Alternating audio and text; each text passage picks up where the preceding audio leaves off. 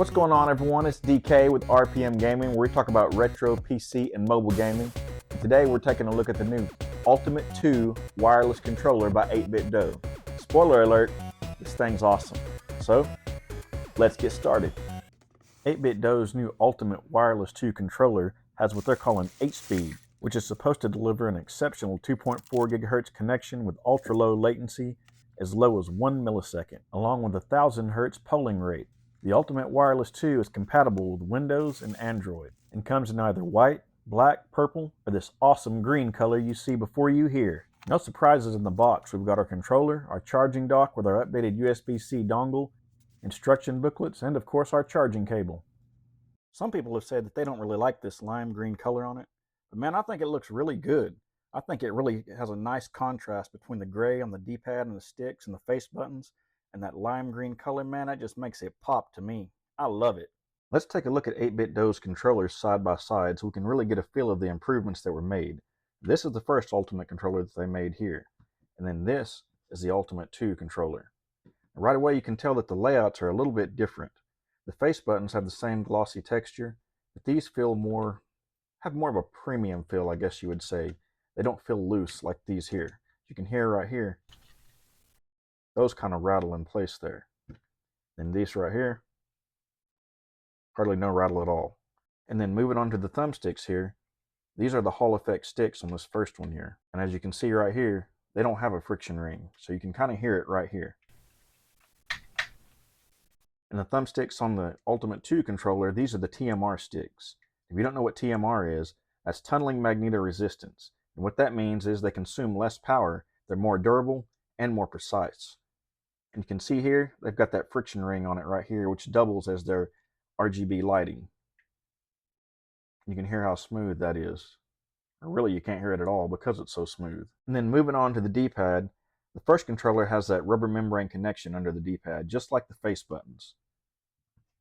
And then on the Ultimate 2 controller, this has more of a tactile feel, almost like a padded dome switch connection. I don't know if you can hear that or not.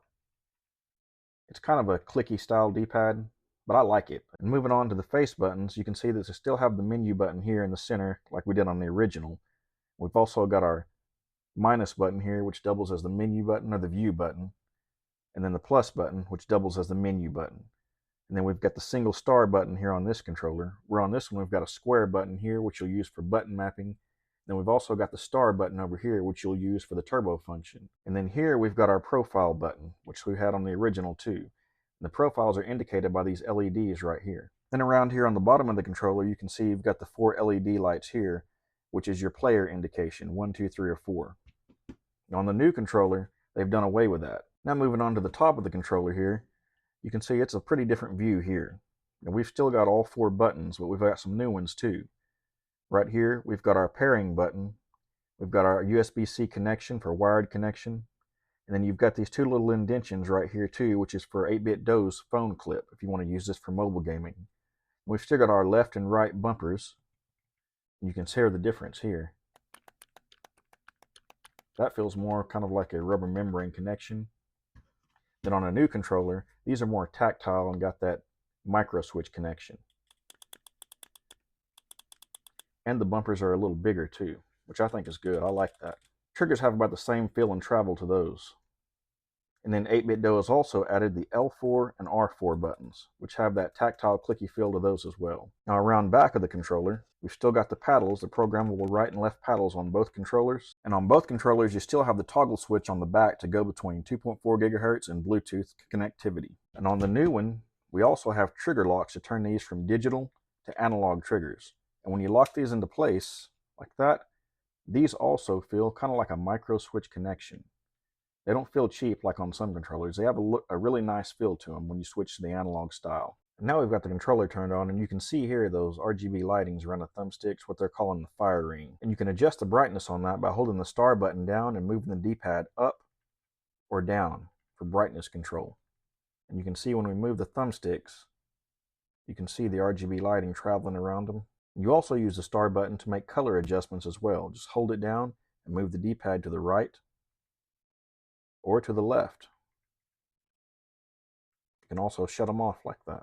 You just cycle through the color options like that. The start button is also used for the turbo function. So whichever button you'd like to use turbo on, you'll hold it down, Y for example, and then press the start button. You can see the little LED blink right there. And now we've got turbo on. And then to turn it off, you'll just do the exact same thing. Hold down Y, press the start button, and now turbo's off. And now, as I mentioned earlier, the square button is used for mapping. And then we'll use Y for an example here again. If you want to map the Y button to the L4 button, you'll hold down L4, Y, and then hit square. And now you've got it mapped. L4 is now Y. And then to clear it, you'll hold down the square button and then hit L4. And that'll clear it. A minor difference between the controllers is the charging contacts on the back. These on the old controller are more recessed, whereas on the new controller, they're more flush with the back of it. And the only thing that means is your old dock will charge your new controller, but your new dock won't charge your old controller.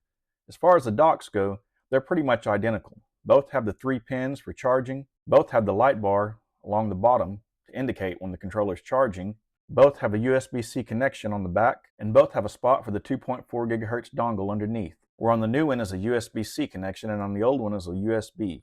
And this new one is incredibly fast. I mean, you pick the controller up and it automatically connects. You can download 8BitDo's software from their website. Once you have it downloaded, just connect your controller to your PC with a wired connection. Then your controller will show up on there. The first thing you want to do is go to Update, and then update to the latest software. And it should only take a few seconds. You'll also want to plug in your USB dongle and update that as well. And you can see there it only takes a few seconds for it to go through the process. With this software, you can also go into profiles and set up your profile how you'd like. Create a new profile, name it, map your buttons, all of that right here in the 8BitDo Ultimate Software V2. You'll be able to pair to Android with Bluetooth with no problem. Just go into your settings, connect your device, turn it on, and it's paired. You can see here that the controls are working fine on Android. Unfortunately, that's not the case with iOS or Switch.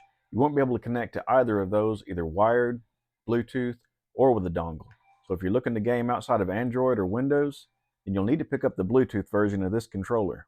Now let's jump into some gaming and test out this D-pad. You can see here with a contra test, whenever we push down on it and rock back and forth, we get quite a bit of movement. Well, I like the feel of this D-pad and the tactile feel to it. I don't know if that'll work for some people. And I could see how mistakes could be made with this D-pad.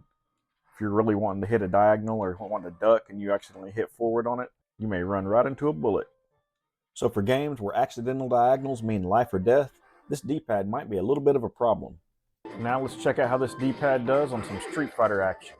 And this tactile D-pad does take a little bit of getting used to on games like Street Fighter where that action is fast and furious. Once you get the hang of it, I really like the way it feels.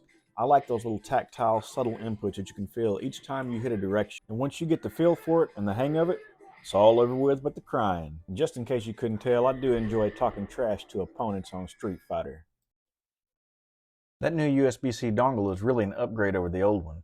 It connects really quick. Just hit that power button and boom, you're connected. Now if you want to use Gyro, you're going to have to use Bluetooth. That's the only way to get it to go in switch mode on Steam. Now I still haven't been able to get this to swap back and forth between controller types, but once you put it in Bluetooth mode, it shows up exactly as a controller, the same layout and everything. And the Bluetooth mode is the only mode that I can get the Gyro to work in. And like I mentioned earlier, the Gyro only works if you have it in Bluetooth mode. But once you got it in Bluetooth mode, it works really well. You can see here, this is one of the most accurate I think I've ever played with right here. Let's see what we can do against some enemies with it. Now I don't use Gyro just a whole lot. I usually use it in shooters like this just for aim assist. But from everything that I can tell, these controls feel really tight and accurate on this. For someone who doesn't use it that much, I can tell a difference between this controller and say like something like the Mamba 1 and the Gyro on it. And the Gyro on the Mamba 1 is good, but this just seems just a little bit better, just a cut above in my opinion. Alright everyone, in case you couldn't tell, I'm sold on 8BitDo's new Ultimate 2 wireless controller. I like that fire ring. I think that looks really cool going around there. This is my new favorite controller. I enjoyed it so much that I actually picked up a second one for my living room controller, that purple one. I think that looks really slick. The only downside is that it doesn't connect to iOS right now. Maybe they'll update the software and they'll fix that issue, but that's not really a deal breaker for me. So let me know what you guys think in the comments. Thank you guys for watching. Don't forget to hit that like and subscribe button. Check out our other videos. We'll see you next time on RPM Gaming.